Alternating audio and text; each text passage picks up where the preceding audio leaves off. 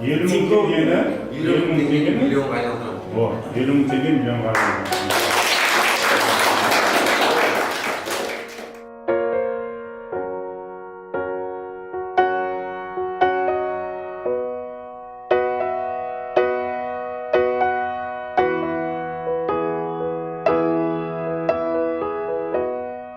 Нурболат Талгатұлы, давайте похлопаем.